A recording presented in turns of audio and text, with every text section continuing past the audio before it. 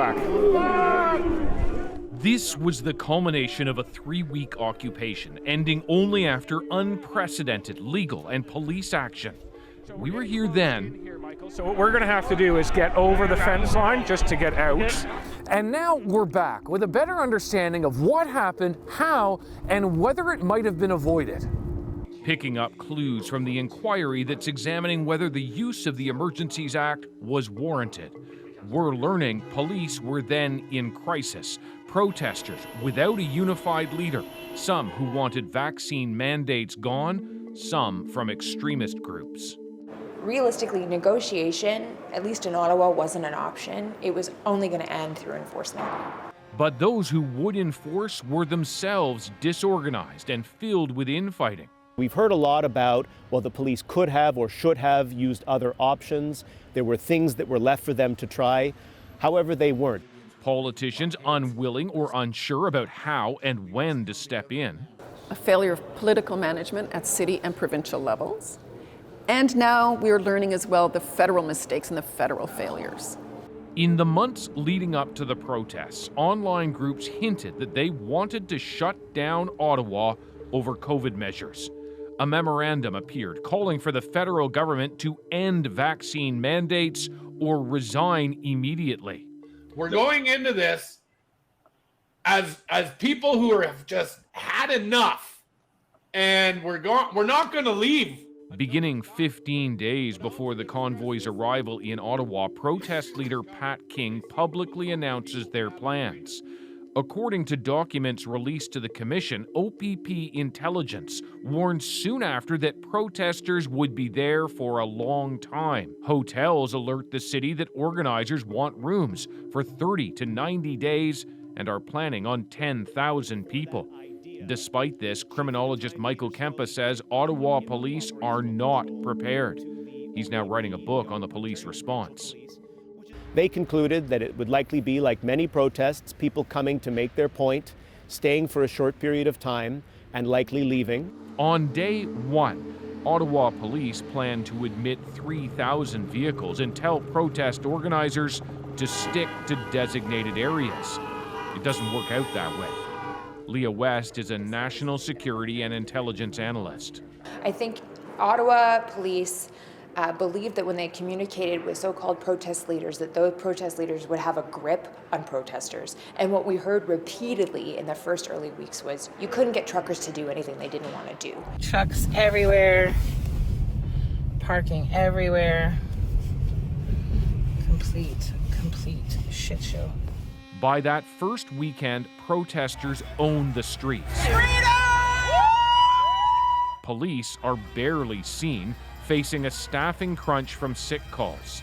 It doesn't take long for Ottawa's then police chief, Peter Slowly, to realize the protesters aren't going to leave. The 9 o'clock briefing that I received on the Saturday morning, the 29th, was still talking about a weekend event. That wasn't the case probably by 11 o'clock in the morning. It happened that quick.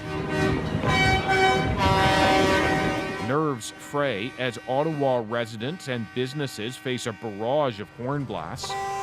But protesters aren't going anywhere. On day 5, GoFundMe releases $1 million to protest leader Tamara Leach, a financial boost that extends their staying power. Behind the scenes, Ottawa's police chief asked for help. 1,800 more police officers and experts from other forces. But those other forces are reluctant to help without a plan. There's a lot of buck passing, is what I'd say. Tonda McCharles has attended every day of the inquiry. Police forces are not only having arguments within their own forces, but everyone's trying to figure out, like, well, whose responsibility is it? Whose job is it? Let's give them a wake-up call, boys. Give them. Frustrated, a private class action lawsuit demands an end to incessant honking in Ottawa as the city becomes an example of how not to address the convoy protests. One of those things was don't let them in around, the main areas of traffic, residential areas. Don't let the trucks block roads, that kind of thing. On day 10, the city of Ottawa declares a state of emergency.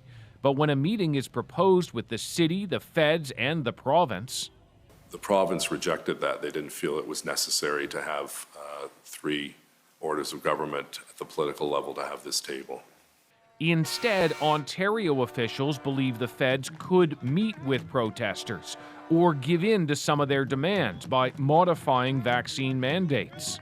Well, how do you negotiate that across the country when you're talking about federal jurisdiction, provincial jurisdiction, and municipal jurisdictions? By day 13, protesters have now been blocking the Ambassador Bridge for 48 hours, prompting a frank call between Ontario's Premier and the Prime Minister. The police of jurisdiction needs to do their job, Trudeau tells Ford. I can't direct them, Ford responds. I can't call them and say, get your asses in there and kicking ass. It's up to the OPP. This is when the political stakes rapidly rise. Ontario declares a state of emergency. President Biden calls Prime Minister Trudeau over the growing border blockades at the Ambassador Bridge and beyond. Freedom! Freedom! Freedom! Over the next 2 days, the city of Ottawa tries to establish a deal with protesters to have them move their vehicles off residential streets. But with no one protest leader speaking for the entire group, talks fall apart. 2 weeks into the protest, Ottawa police are now formulating a plan to remove the protesters. And yet, the Prime Minister and the federal cabinet, as far as we know, didn't know there was an operational plan that the police thought would work this time. We now know this becomes the most politically decisive period. On day 18, Ottawa's embattled police chief resigns. In Windsor, the Ambassador Bridge blockade is cleared with extensive help from the OPP, and Prime Minister Trudeau makes a historic announcement. The federal government has invoked the Emergencies Act. Trudeau's government does so after the head of CSIS, the spy agency, recommends it. Over the next few days, officers pour into Ottawa from across Canada. Protesters' bank accounts are frozen, tow trucks compelled to provide services. It took 3 weeks to end this occupation. Even now, it's not clear police and politicians would be better prepared the next time. Interesting language there, David. Next time, what's the reasoning behind saying that? Well, a lot of observers say that it is just inevitable, frankly, perhaps even for the anniversary come February. Some of the things that we've learned in the inquiry is that there were other powers, other things that police and politicians could have done before the invocation of the act, but frankly, they weren't done, and perhaps that made it a bit inevitable. We've now heard mostly from the main players at that inquiry. What we haven't heard from are experts. That's the next phase, and they'll be talking about what police and politicians could and perhaps should have done differently, particularly if there is a next time. All right, David Cohen, thank you. Thank you.